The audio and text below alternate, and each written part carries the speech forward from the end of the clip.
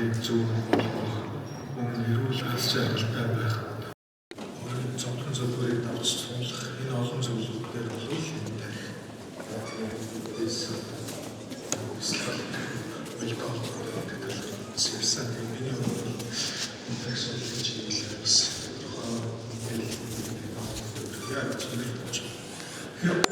Neuroscience буюу тарих судлал бол маш эрчимтэй өгч байгаа юм цааш шийдэх ухаан энэ зөвхөн хамгаалах биш.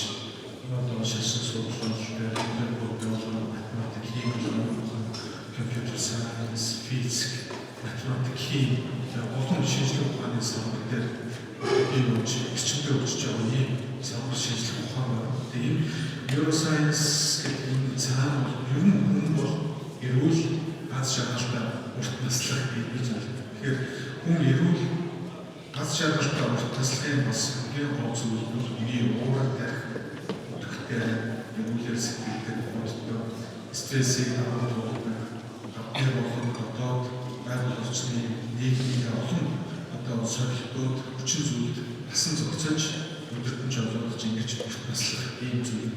Тэгээд энэтэй холбоотойгоор бас хүний асцалтай холбоотойгоор өсөж байгаа олон хүчнүүд бий.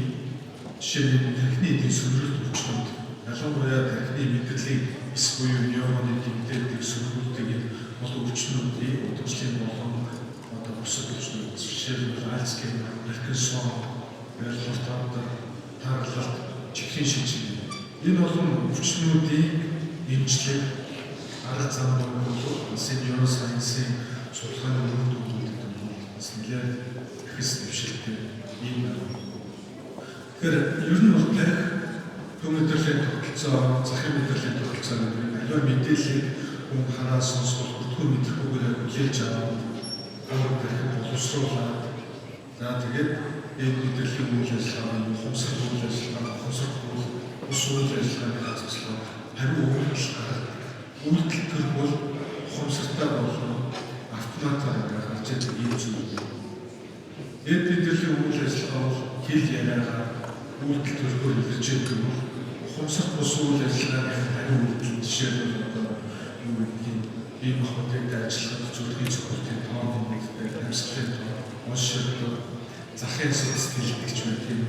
Сандарсан хэцүү одоо жишээ нь өөр улаах гэх ийм одоо хариу үйлдэлүүд илэрч байгалийн болон нийгмийн өөрийн дотоод өсөж байгаа олон хүчин зүйлд насан зохицож шийдвэр гаргаж ингэж явдаг.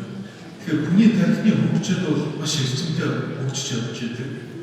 Энэ бол одоо жишээ нь хүүхэд эхний 12 сар 1 сар хүртэл тархины үйл ажиллагаа ялангуяа мэдрэхгүй болон хэл яриа за дээрэс нь одоо дээд мэдрэлийн үйл ажиллагаатай холбоотой мэдрэлийн эсүүдийн харилцаа үүсгэл сүлжээс гэж ярьдаг энэ синапс бол эрчимтэй хөгжиж байгаа. Тэгэхээр ер нь бол бүгдийг төрхөөс нь ахуулаад баг байна гэлтгүйгээр бидний ярьж байгаа, хэлж байгаа зүйлийг сонсож, ойлгож, мэдэрч тасралтгүй гэж хөгжиж байгаа ийм ихтэй. Тэгэхээр одоо бид хүн үржихгүй бие махбодтой бусад энэ хөгжил бол нэлээд удаасан. Ялангуяа хүн үржихгүй болон насанд хүрч байгаа үйл ажиллагаа бол 20 настай ингэж бүрэн бүс төлөвшдөг бол хүний тархины үйл ажиллагаа бол 5 нас хүрэхэд аль хэдийн нас бүсүүдтэй адилхан бодож сэтгэгдэг шийдвэрийг хунгааж оюун төвлөрдөг ийм чадвартай болдог гэсэн. Тийм учраас энэ тархины үйл ажиллагаа бүгдийг сургагч гэдэг юм заан сургах, харилцааг ярилцсан ойлгох ажлууд бол баг хэлбэрээр бүгдийг наснаас яг энэ төвшөнд ойлгож харилцааг ярилцаж ийм зүйл байна.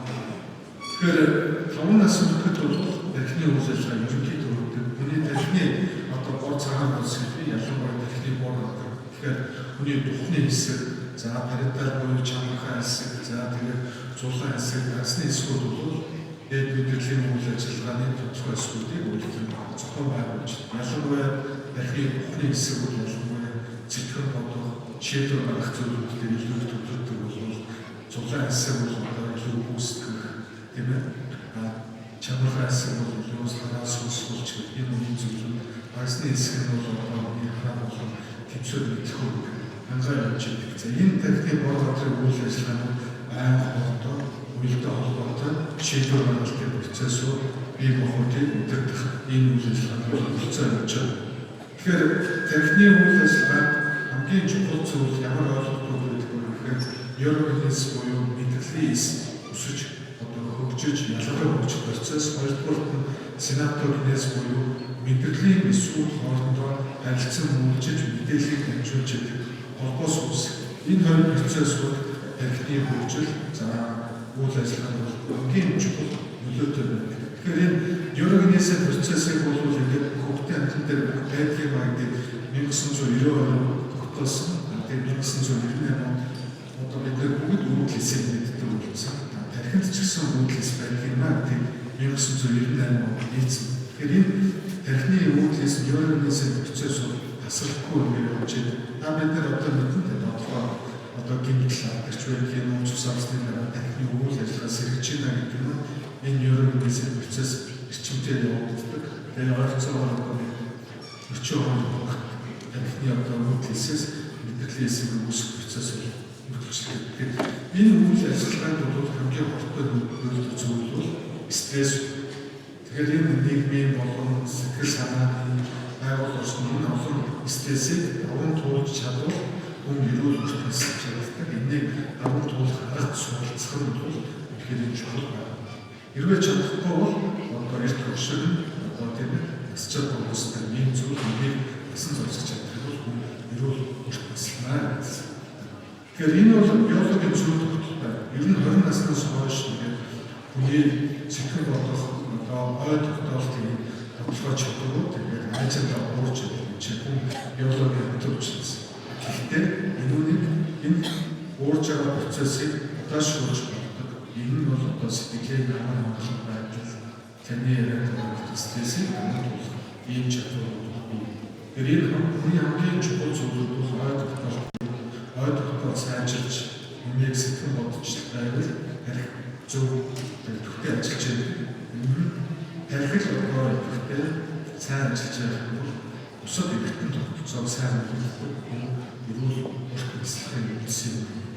Тэгэхээр энэ нейрогенез буюу мэдрэлийн эсийн хөгжлийг идэвхжүүлж яадаг зүйлүүд бол энэ тасгал хөдөлгөөн байх нь альва шин зүйл суралцах, тасгалгүй суралцах асуудал. Жишээ нь хэл сурах, зураг зурагч байдгийг хүн өөрийнхөө хоббиуд сонирхлоор шин зүйл дандаа сурч өөрийгөө сорж явах бол тархийг эрүүл байлгах, тарих одоо шин зүйлээс суралцах. Залуу байх, үеийнхнээс аваад залуу сайхан харагдаж байгаа зүйл хамгийн чухал. Өөрөлдөх зүйл нь бол хөдөлгөөний идэвхгүй байдал, хангалттай холдож ялахгүй бас идэвхгүй, нийгмийн идэвхгүй байж байдаг. Өөрөлдөхөхгүй нэгэн сэтгэл хөдлөл олон хүчин зүйл бол энэ нейрогенезийн процесс буюу мэдрэлийн эсийн хөгжлийг хангуулж байгаа юм. Энэ олон судалгаагаар аль хэдийн баталгаатай нотлогдсон зүйл байдаг. Ялангуяа энэ бол туршлагатай хэрэгсэн судалгаанууд. Амтны их стресс оруулаад байх тусдаа ялангуяа сэтгэн бодох өстэй префронтал кортекс гэж байдаг. Бүхний эсгийн нормс хүний ой тогтоолтод оролцож байгаа хиппокампусын бүтцийг мэдрэлийн эсийн хөгжлийг хангуулж байгаа ийм судалгаанууд бол олон жилийн өмнөөс хийгдээд doktor бичсэн байна. Тэгэхээр одоо өнөөдөр биднээс гол анхаарал хандуулаад байгаа бол мэдээж хэрэг хүний сэтгэл хөдлөл цаанаа шийдвэр гаргуулах. За энэ зүйлүүд дээд мэдрэлийн үйл ажиллагаа болон автомат мэдрэлийн тогтолцоог идэвхтэй бэлддэг асуудал. Хүний тархины гүн климийн тогтолцоо гэж энэ зүйлүүд энд амигдал, гиппокамп, гипоталамус гэх мэт нарийн нийлбэр бүтцүүд бий. Энэ климийн тогтолцоо амигдал бол хүний сэтгэл хөдлөлийг одоо зохицуулж баярлах, гунах, уйтгарлах, тийм ээ одоо сэтгэл хөдлөл эсвэл хэд сэтгэл хөдлөлд орж байгаа юм.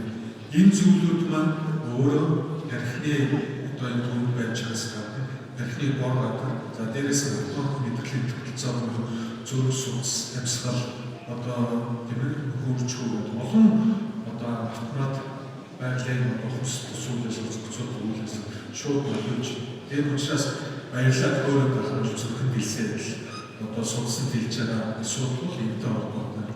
Эсвэл сэтгэл хөдлөлд хүнээд хөдлөлд явал одоо царай зүрх өдөр байгууллагатай харах асуудлууд бол лимбийн тогтолцоотой холбоотой байдаг гэсэн. Тэгэхээр энэ лимбийн тогтолцоо бол энэ тархины сэтгэл хөдлөл, ялангуяа шин зүйл сурах, за тэгээд ой тогтолцоотой бол салшгүй холбоотой.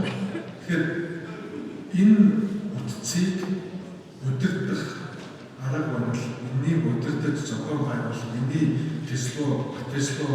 нейрофизиологийн механизмуудыг ойлгох асуудал бол нейросайенсийн судалгааны нэлээд судлагдсан байна. Тэгэхээр энэ бясалгал, анхаарал төвлөрүүлэх, mindfulness энэ зүйлүүд тархины үйл ажиллагаа бүтцэд бол хэрхэн нөлөөлж байгаа талаар судлаа шинжилгээ эрчимтэй хийгдэж байна.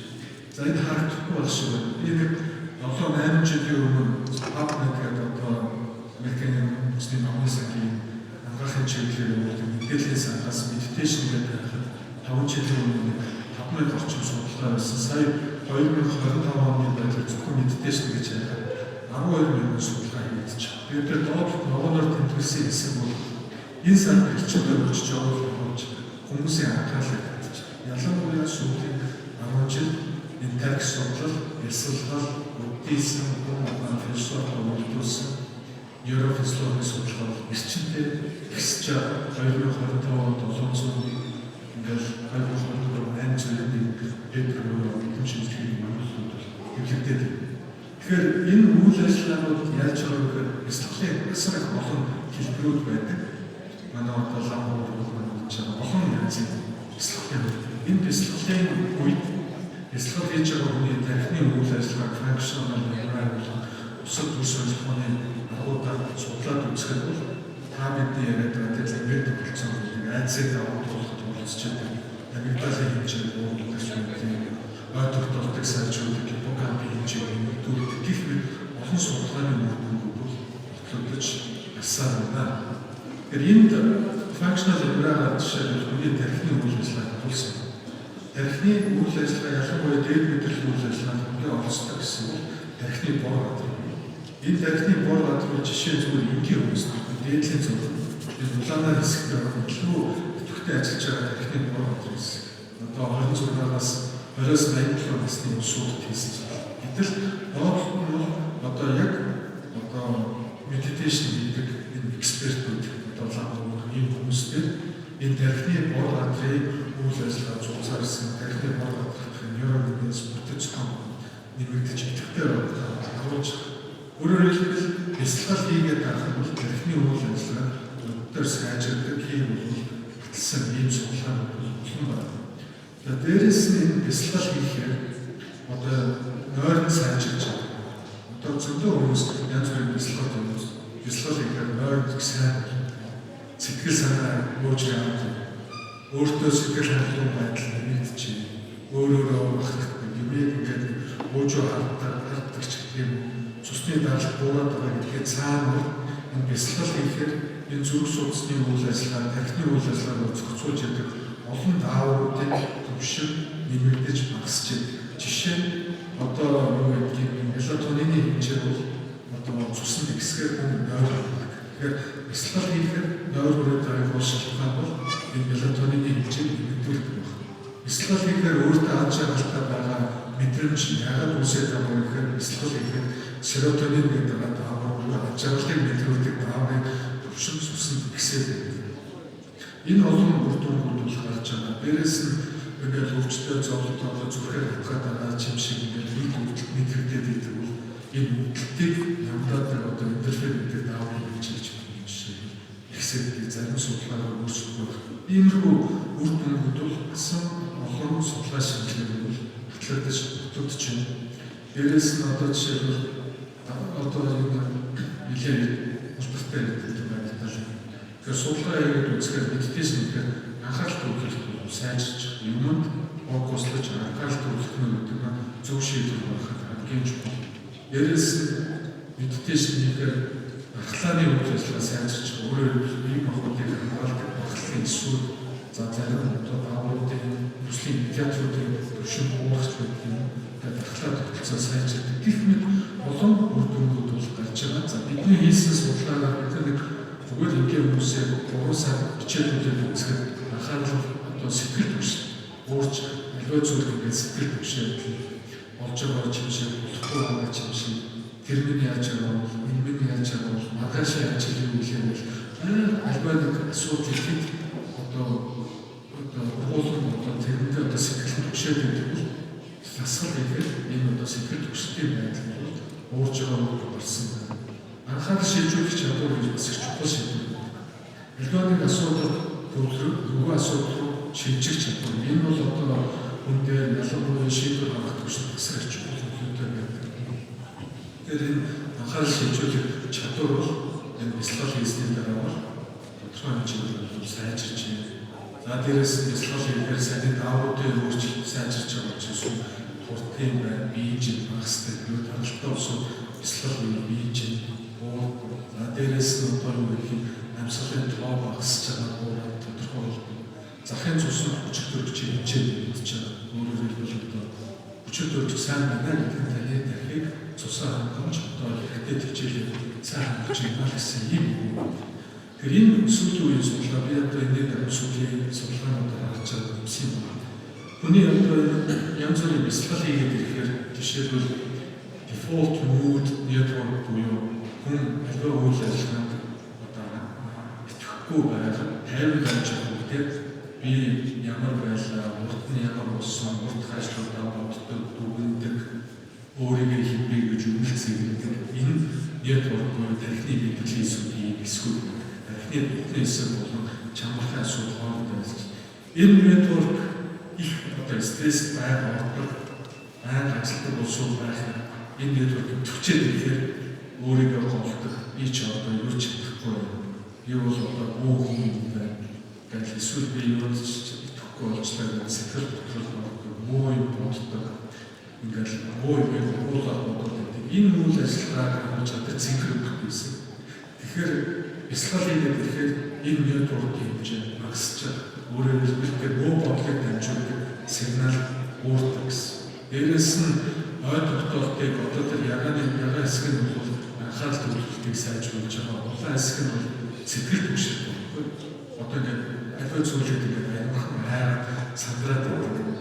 Амьдрал дээр одоо зөндөө зүйлүүд бий.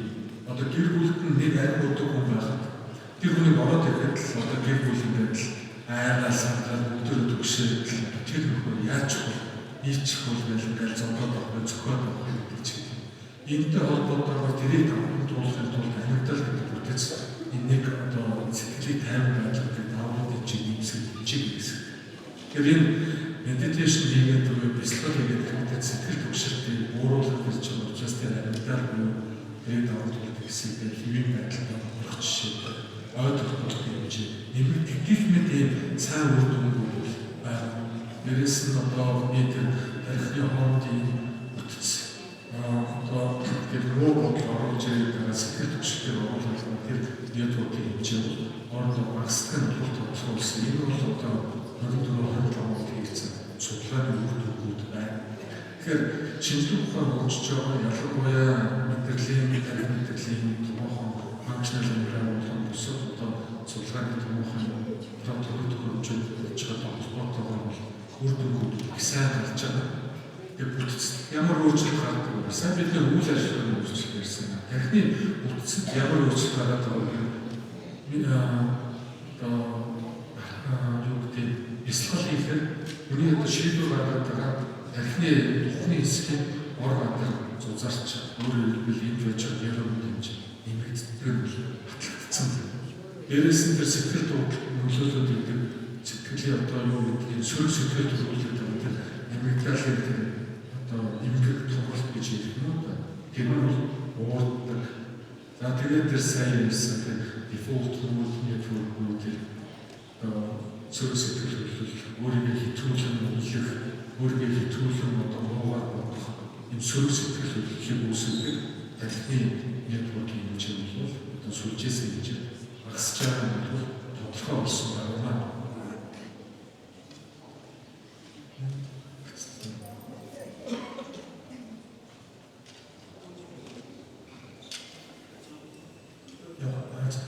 За энэ одоо ингээд тэгэхээр энэ олон судалгааны асуудал байна. Тэгэхээр медитейшн хийх бол тархины үйл ажиллагаанд хамгийн эцэг болон үйл ажиллагааны эрэг нөлөө үзүүлж байгаа нь судлаа шинжилгээ батлагдсан. Тэгэхээр тархийг бүтээгдэж гэсэн үг. Өөрийнхөө одоо ер нь автоном буюу одоо тэр сэтгэл хөдлөлд оролцоод байдаг симпатик, парасимпатик бусад мэдрэлүүдийг энэ үйл ажиллагааг ясалгаж анхаарал төвлөрүүлснээр бүтэгдэж болж байгаа. Тэгэхээр зөвхөн одоо тархины үйл ажиллагааны төдийг даралт гэсэн чихрийн шилжил. Эмээ за тэгээд одоо юу гэдэг техник өсгөл төвчтэй Паркинсоны өвчин, Альцгеймерийн өвчнүүдийн маш сайн үр дүнүүдийг үзүүлдэг ийм том судалгаа сүүлийн үед ихээр гарч байгаа. Энэ учраас Америкийн шинжилгээ ухаан төр дотроо тарих судлалын салбарт бол энэ судалгаа шинжилгээг улам хөгжүүлэх энэ одоо мэргэжсэн бясалгал хийдэг одоо энэ лам өөр одоо бусад иргэд ч гэсэн энэ үйл ажиллагааны хэлцээ ямар ч энэ үйл ажиллагааны механизмыг тайлах шинжилгээ ухаанд одоо шинэ мэдлэг оруулах чиглэлээр өндөр хамтарч ажилласан шаардлага.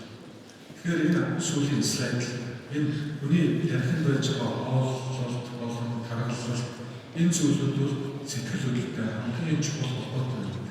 Зарим хүн бол одоо сэтгэл хөдлөлгөөрөө аялахаараа идэт идэв. Зарим хүн бол сэтгэл хөдлөл одоо утраа стресс орохоор юм идмээр санагдал ерөөсөө шүн орой босох ихээр дээр биеийн чинь мэдвэл цааш шалтгаан бол энийг зохицуулж яадаг тархинаас мэдрэлийн зүйлээс ялгаадаг нейромедиатор буюу даавуудын баланс алдагдаад энэ даавууд юугаар зохицуулдаг вэ? Сэтгэл санааны хүчин зүйл, соёлын хүчин зүйл, за дээрээс нь одоо захын мэдлээс ирж байгаа хол боловсруулах зам бусад асуудлаас ирж байгаа даавуудыг зохицуулж байгаа.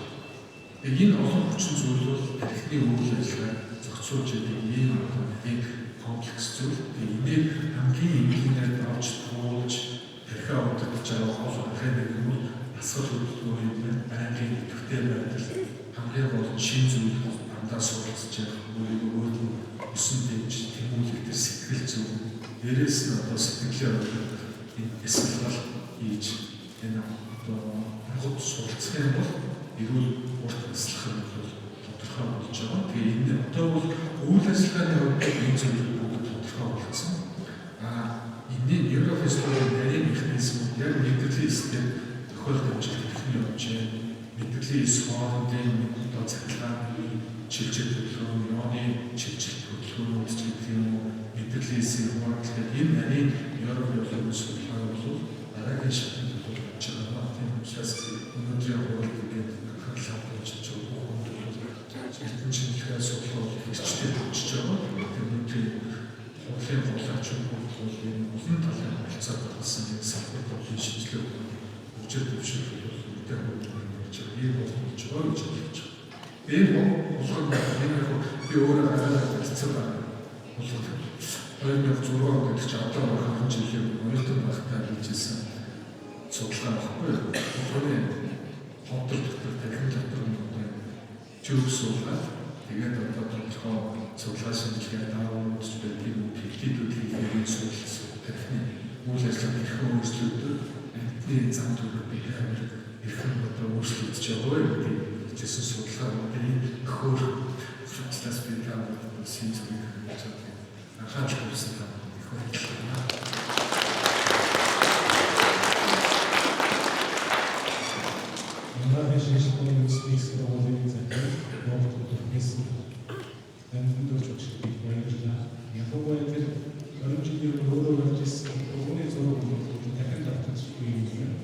Дараагийн ихтгэж бас